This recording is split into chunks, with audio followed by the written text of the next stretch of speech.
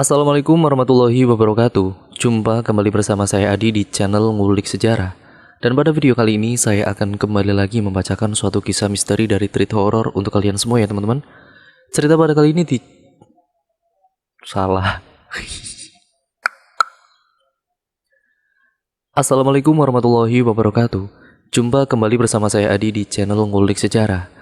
Dan pada video kali ini, saya akan kembali lagi membacakan suatu kisah misteri dari Treat Horror untuk kalian semua.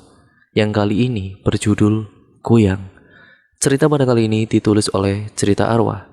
Nantinya kalian juga bisa mengunjungi tweet beliau secara langsung ya teman-teman. Yuk daripada kita lama-lama, kita langsung saja menuju ke ceritanya. Mari kita simak ceritanya baik-baik, karena ceritanya akan saya mulai.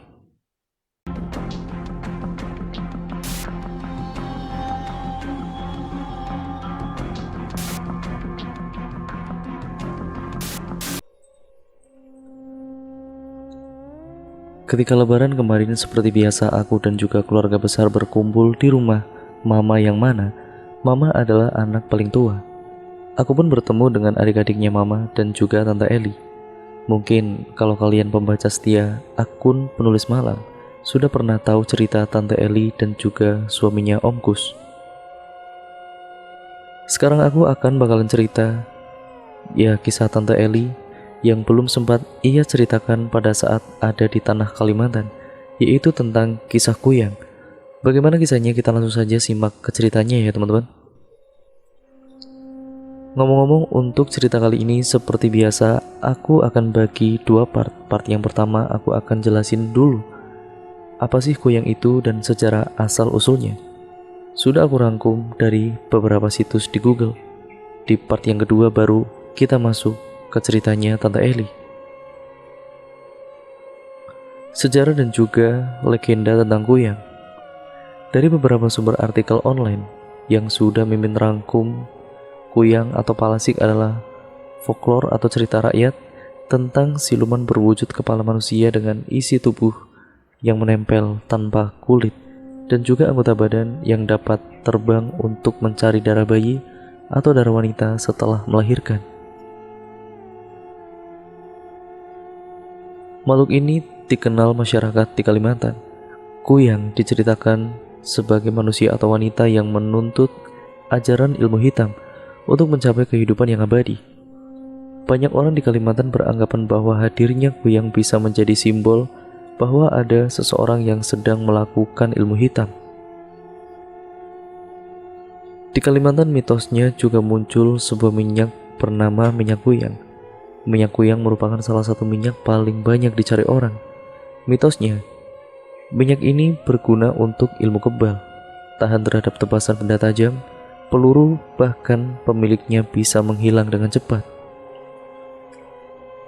Selain di Kalimantan, di daerah lain seperti di Minangkabau, Sumatera Barat, juga dikenal dengan nama Palasik. Palasik hampir sama dengan Kuyang, di mana mereka adalah hantu dengan kepala melayang dan tanpa anggota badan. Palasik ini diketahui merupakan seorang perempuan yang mempelajari ilmu hitam dan kerap menghisap darah bayi. Pada siang hari, seorang Kuyang akan menempuh hidup sehari-hari sebagaimana orang biasa, tetapi biasanya ia mengenakan pakaian jubah. Pada malam hari, Kuyang akan terbang untuk mencari darah bayi atau darah persalinan untuk dihisap sebagai sarana menambah kekuatan ilmunya. Orang yang melihat Kuyang terbang biasanya melihatnya seperti burung besar. Cara menghadapinya, korban perlu menggunakan sapu ijuk atau memukul-mukulkan perabot rumah tangga seperti panci atau wajan. Untuk ciri spesifiknya, Kuyang memiliki dua taring di kiri dan juga di kanan mulutnya. Biasanya Kuyang mencari mangsa pada malam hari dan untuk mengelabui korbannya. Sewaktu-waktu Kuyang bisa merubah menjadi seekor burung atau kucing. Kuyang ini biasa mendatangi seorang perempuan yang tengah hamil. Kuyang biasa mendatangi seorang perempuan yang hamil besar dan mengusap-ngusap perutnya. Kuyang berasal dari manusia hidup yang bisa berubah menjadi makhluk penghisap darah. Namun ada fakta lain dengan munculnya Kuyang. Di beberapa daerah baik di tanah Kalimantan ataupun tanah Sumatera, dipercaya kuyang tidak hanya mengincar darah bayi saja, ari-ari bayi, ataupun darah ibu hamil, melainkan juga darah menstruasi dan juga bisa darah hewan, yaitu ayam, kambing, sapi, ataupun tikus. Akan tetapi jika kuyang tersebut terlalu sering meminum darah hewan ataupun darah menstruasi, lama-kelamaan wajahnya akan menua. Jadi, dipercaya meminum darah hewan ataupun meminum darah menstruasi adalah opsi pilihan terakhir bagi si pengguna ilmu hitam, yaitu pengguna ilmu hitam kuyang, apabila jika tidak ada ibu hamil atau bayi yang baru lahir di sekitarnya. Kedatangan kuyang pun dari kejauhan terlihat menyala seperti bola api yang terbang dan juga akan menghilang di atas atap rumah korban yang dituju, atau jika di tanah Jawa dikenal sebagai dengan teluh. Di sisi lain, orang Banjar ini menceritakan kuyang itu sebagai seorang perempuan berambut panjang yang saat berjalan di malam hari selalu menutupi bekas guratan di lehernya atau menutupi bagian kepala dengan kain supaya tidak kepanasan terkena sengatan matahari. Orang Banjar juga yakin bahwa kuyang takut dengan bawang merah, terlebih dengan bawang merah tunggal. Selain itu, makhluk jadi-jadian ini juga takut dengan cermin, sisir, pisau, dan rambut jari angau. Untuk menghindari gangguan kuyang, orang-orang sering meletakkan benda-benda tersebut di dekat seorang ibu yang baru melahirkan atau bayi yang baru saja dilahirkan. Umumnya orang Banjar juga menggunakan tali ijuk sebagai tali ayunan bayi yang dipukung atau dibedong sehingga menutup bagian leher dan hanya kelihatan bagian wajah dan kepala. Tujuannya untuk menjaga dan menghindari gangguan kuyang dan juga makhluk halus. Sebab konon katanya, kuyang dan juga makhluk halus itu takut dengan tali ijuk. Untuk itu, ijuk juga dipakai sebagai dinding atau pelindung rumah. Caranya dengan mengikatkan tali ijuk tersebut di sekeliling bagian atas rumah. Biasanya kuyang yang melayang bersama organ tubuhnya itu akan tersangkut di tali ijuk yang terpasang di atap dan dedak bisa menempel di organ-organ dalam miliknya. Oleh sebab itu, orang-orang zaman dahulu sering meletakkan dedak atau tali ijuk di atap rumah. Ya konon legendanya, kuyang adalah seorang wanita yang merupakan istri simpanan dari seorang laki-laki yang sangat kaya raya. Suatu ketika, dia ingin suaminya hanya cinta dan tunduk kepadanya, sehingga dia pergi ke dukun untuk meminta ilmu hitam agar keinginannya terwujud. Dukun itu pun memberinya minyak dan memberikan pantangan yang harus dihindari oleh wanita tersebut. Pantangannya itu seperti jangan sampai melewati tanaman labu, jangan melewati sapu ijuk, jangan melewati cermin, dan syarat yang terpenting adalah harus makan ari-ari bayi seminggu sekali atau sebulan sekali. Wanita itu pun melakukan ritual yang dukun itu suruh. Dalam seketika wanita tersebut berubah menjadi sosok kuyang yang sangat menyeramkan. Kemudian dia pun mulai mencari ari-ari bayi di kampungnya. Hal itu terus berlanjut hingga beberapa bulan. Suatu ketika, tidak ada lagi wanita yang hamil di kampungnya, sehingga memaksanya untuk mencari ari-ari bayi keluar kampung. Tapi karena dia belum hafal jalan kampung lain, tanpa sengaja, kuyang tersebut melanggar pantangan dari dukun. Karena dia melewati tanaman labu, akhirnya kuyang tersebut terjebak di tanaman labu dan tidak bisa terbang. Kuyang itu pun akhirnya menangis dengan suara yang menyeramkan, sehingga ada seorang laki-laki yang mendengar suara tersebut. Orang itu pun kaget melihat sosok makhluk yang sangat-sangat menyeramkan. Kuyang itu akhirnya meminta tolong untuk membawakan tubuhnya pulang dan akan memberikan imbalan berupa perhiasan jika laki-laki tersebut mau membantunya. Akhirnya laki-laki tersebut membantu kuyang tersebut pulang ke rumahnya dengan memasukkan kepala kuyang ke kantong belanjaan. Setelah kejadian tersebut, akhirnya warga desa tahu siapa yang selama ini menjadi pencuri ari-ari bayi di kampungnya. Nah, jika barusan tadi adalah ringkasan sejarah dan legenda kuyang yang sudah aku rangkum dari berbagai sumber online, sekarang kita lanjut ke bagian ceritanya dari Tante Eli ya teman-teman. Siang itu Eli yang sedang libur bekerja mendengar suara teriakan dan juga tangisan dari tetangga rumahnya yang berjarak sekitar 100 meter dari tempat Eli. Eli pun segera beranjak keluar rumah dan agak berlari ke sumber suara. Namun ternyata tidak hanya Eli saja yang menghampiri suara teriakan itu, melainkan ada beberapa warga yang juga berlarian keluar. Setelah ditelusuri, suara itu berasal dari salah satu rumah yang diisi oleh pasutri muda, berasal dari Pulau Jawa, yang juga sama-sama baru pindah ke tanah Kalimantan. Sebut saja namanya pasutri itu Mbak Ipah dan juga Mas Jiwo. Para warga kemudian langsung merangsek masuk ke dalam rumah Mbak Ipah. Berikut dengan Eli. Saat di dalam rumah, suara tangisan dan juga teriakan minta tolong itu semakin keras terdengar. Dan sampai pada akhirnya, Eli dan juga para warga membuka pintu kamar dari Mbak Ipah ini yang sebelumnya masih tertutup rapat. Betapa terkejutnya Eli dan warga sekitar saat menyaksikan di tempat tidur Mbak Ipah sudah bersimbah darah. Dan hal yang tidak kalah mengerikannya lagi adalah potongan kecil-kecil tangan, kaki, dan setengah bagian kepala bayi. "Hei, cepat, panggil suaminya. Cepat, kalian panggil suaminya itu, Suciwo di ladang," ucap salah satu warga yang melihat peristiwa mengerikan itu. Eli dan juga beberapa warga dengan sigap langsung menolong Mbak Ipah di rumah yang terlihat sudah pucat berkeringat dingin. Sedangkan dua orang lainnya segera pergi mencari suami Mbak Ipah yang siang itu masih berladang. Terlihat raut wajah panik dari warga yang membantu Mbak Ipah itu, dari mulai membersihkan darah, mengumpulkan potongan-potongan tubuh bayi yang sudah tidak utuh, serta membuatkan secangkir teh manis untuk Mbak Ipah agar ia menambah tenaga, dan salah seorang mencoba memanggil mantri. Saat itu mobil atau motor masih jarang ya teman-teman di tempat Tante Eli, jadi warga hanya bisa bantu sebisanya. Suasana riuh terdengar dari warga yang menolong Mbak Ipah di rumahnya. Yang Eli dengar saat itu ada ucapan salah seorang warga yang berkata, "Ini pasti akibat dari kuyang." Dan lalu kemudian ditimpali oleh warga yang lainnya, "Sepertinya ini benar ulah kuyang." Di waktu yang bersamaan, Eli masih belum fokus dengan pembicaraan para warga tentang kuyang, karena Eli sedang membasuh dan juga membersihkan darah yang masih keluar dari selangkangan Mbak Ipah dengan kain. Berbeda dengan para warga yang masih heboh dengan pembicaraan kuyang, wajah Mbak Ipah ini terlihat pasrah sambil sesekali mengusap air matanya. Eli sangat prihatin melihat keadaan Mbak Ipah yang sepertinya begitu sangat terpukul, ya karena kehilangan buah hatinya itu yang sudah lama ditunggu, dan itu dengan cara yang lumayan tragis. Tidak lama kemudian datang seorang mantri yang langsung memeriksa keadaan Mbak Ipah di dalam kamar.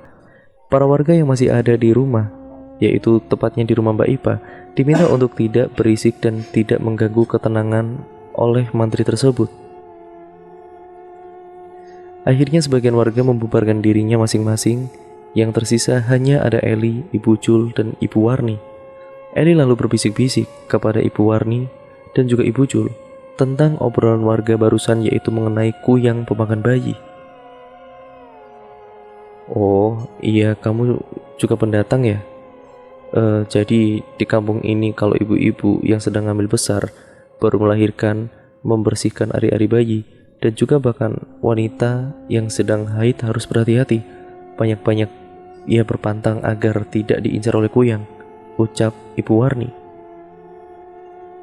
Ibu Jul ini juga menambahkan, jika akhir-akhir ini memang sering terdengar berita adanya kuyang, karena belum lama ini teman suaminya yang saat sore hari menjelang maghrib baru pulang berladang melihat sesosok kepala berambut panjang tidak memiliki badan yang kemudian bisa terbang. Hal itu dipercaya jika yang dilihat oleh teman suaminya Ibu Jul adalah kuyang. Eli hanya batin mendengar ucapan Bu Warni dan Ibu Jul. Apakah itu hanya mitos? Setelah Pak Mantri keluar, raut wajahnya terlihat sangat bingung. Ia tidak menjawab pertanyaan dari Ibu Warni, Ibu Jul, dan juga suami dari Mbak Ipah yang kebetulan baru datang setelah dipanggil oleh warga. Pak Mantri hanya memberitahu suaminya Pak Jiwo untuk mengingatkan istrinya agar tidak terlalu stres, harus cukup istirahat, teratur makan, dan yang terakhir obatnya diminum agar kondisinya bisa segera pulih. Saat mereka masuk ke dalam kamar untuk melihat kembali keadaan Mbak Ipah, kini Mbak Ipah sudah bisa berbicara dan bahkan bercerita tentang musibah yang dialaminya. Baru saja Pak Mantri memeriksa keadaan saya, tapi ia bersikukuh jika mungkin saya meminum obat atau salah makan yang membuat janin ini keguguran. Saya tidak mungkin melakukan itu. Ya, karena ini calon anak pertama saya. Ya, pastinya saya jaga betul-betul janin ini, ucap Mbak Ipah dengan nada yang sedikit kesal. Sabar Mbak Ipah, maklum saja jika dari ilmu medis kan mungkin tidak akan percaya jika ini ada sangkut pautnya dengan hal gaib, ucap Ibu Jul dengan yakin. Singkat ceritanya, Ibu Jul dan juga Ibu Warni pun menceritakan ulang sedikit urban legend kuyang yang kala itu sedang ramai diperbincangkan orang kampung setempat. Bahkan teman dari suami Ibu Jul pun bersaksi pernah melihat kuyang saat ia pulang berladang. Mbak Ipah mengernyitkan atau menyeritkan matanya, seolah ia itu mencoba mengingat-ingat kembali keanehan yang ia alami beberapa hari terakhir. Sekitar seminggu sebelumnya, Mbak Ipah mengaku jika rumahnya kemasukan burung kecil semacam burung gereja tapi berwarna hitam pekat. Burung itu masuk dan juga hinggap di dalam rumah Mbak Ipah. Setelah burung hitam itu pergi, muncul lagi seekor kucing hitam yang pekat yang tiba-tiba masuk ke dalam rumah. Saat itu Mbak Ipah yang sedang duduk sambil merajangi sayur yang sempat terkejut saat seekor kucing hitam langsung merangsek masuk di pangkuan Mbak Ipah, lalu kemudian menggesek-gesekkan tubuh si kucing ke perut Mbak Ipah. Saat itu Mbak Ipah tidak menaruh curiga apapun, justru malah mengusap-ngusap kucing tersebut kembali, dan tidak lama kucing itu kemudian pergi. Dan tepat di keesokan harinya saat lewat tengah malam, perut Mbak Ipah terasa tidak enak, ada sensasi rasa panas dan sakit yang kadang muncul, kadang hilang rasa sakitnya. Ia pun sempat membangunkan suaminya Mas Sujiwo karena tidak bisa tidur akibat bunyi berisik di atap rumah di waktu yang bersamaan. Sang suami hanya mencoba menggebah-gebahkan langit-langit rumah dengan alat seadanya karena ia pikir itu adalah suara tikus biasa. Dan menjelang dini hari, suara berisik serta sakit perut Mbak Ipah itu pun ia hilang dengan sendirinya. Dan sebelum tidur, Mbak Ipah ini meminta diantar suaminya untuk pergi ke sumur yang tempatnya ada di belakang rumah. Mbak Ipah mengaku sempat melihat sekelebatan sosok, entah semacam burung yang berukuran agak besar berputar-putar di atap rumahnya. Mbak Ipah sendiri sempat menunjukkan apa yang dilihatnya kepada sang suami untuk memastikan, karena keadaan saat itu gelap dan tidak ada penerangan sama sekali. "Oh, mungkin itu burung biasa," jawab si suami. Setelah mendekati rumahnya kembali, sosok yang terbang di atas atap itu kemudian pergi. Mereka pun belum menaruh rasa curiga dengan peristiwa-peristiwa itu. Tepat di hari naas itu, sebelum berladang, sang suami sudah berujar untuk mengantar istrinya itu ke mantri terdekat supaya melakukan cek kandungan, apalagi semalam sang istri mengeluhkan rasa sakit sepulangnya berladang. Tapi musibah sudah tidak bisa dihindari lagi. Saat siang hari, Mbak Ipah yang merasa sangat mengantuk tertidur di kamarnya sambil menunggu suaminya pulang. Dan tiba-tiba, ia merasakan kembali perutnya sakit yang luar biasa, dan tidak lama ada sesuatu yang keluar dari kemaluannya, yaitu gumpalan darah segar beserta potongan tubuh bayi yang sudah tidak utuh. Tidak salah dugaan warga ini pasti kuyang, sahut Ibu Jul. Ibu Jul dan juga Ibu Warni kemudian pamit sebentar ke rumah masing-masing untuk membawa penanggal kuyang yang ditempelkan di palang pintu rumah Mbak Ipah. Mereka berujar jika kemungkinan kuyang itu masih bisa akan datang lagi. Karena darah itu pasca melahirkan juga ya masih akan suka dihisap. Dari akibat kejadian tragis yang dialami oleh Mbak Ipah, seluruh warga menjadi geger dan menyarankan menaruh penanggal kuyang di kandang-kandang hewan ternak maupun di rumah-rumah. Mereka percaya kuyang bisa menjelma sebagai hewan ataupun sebagai manusia di siang hari untuk mencari korban berikutnya. Eli pun diberitahu jika saat mencuci darah bekas menstruasi sebaiknya diberi perasan jeruk nipis agar mengaburkan bau darah yang takutnya akan diincar kuyang. Oh iya, terakhir untuk desas-desus beredar pasca kejadian aneh yang menimpa Mbak Ipa, muncul rumor jika ada seorang warga desa tetangga yang kaya mendadak padahal ia adalah seorang janda yang sebelumnya hidupnya serba kekurangan. Entah benar atau tidaknya, hanya Allah yang tahu. Namun warga setempat menaruh curiga karena kekayaan yang didapat tidak wajar dan sangat instan, apalagi si janda yang dimaksud ini kaya mendadak setelah para warga banyak bersaksi melihat goyang, termasuk dengan kejadian kegugurannya Mbak Ipa. Dan akhirnya cerita pun selesai sampai di sini ya teman-teman. Bagaimana menurut kalian cerita pada kali ini? Jangan lupa tulis komentar kalian di kolom komen ya teman-teman. Jangan lupa pula untuk kalian like dan share video kali ini sebanyak-banyaknya agar channel ini bisa berkembang menjadi jauh lebih baik lagi. Dan jangan lupa pula nih untuk kalian yang belum subscribe ya teman-teman, dan nyalakan tombol lonceng notifikasinya agar kalian tidak ketinggalan video terbaru selanjutnya dari channel ini, dan tentunya cerita-cerita horor yang akan saya bawakan yang lainnya. Sekian ya teman-teman, sampai berjumpa di video yang selanjutnya. Wassalamualaikum warahmatullahi wabarakatuh.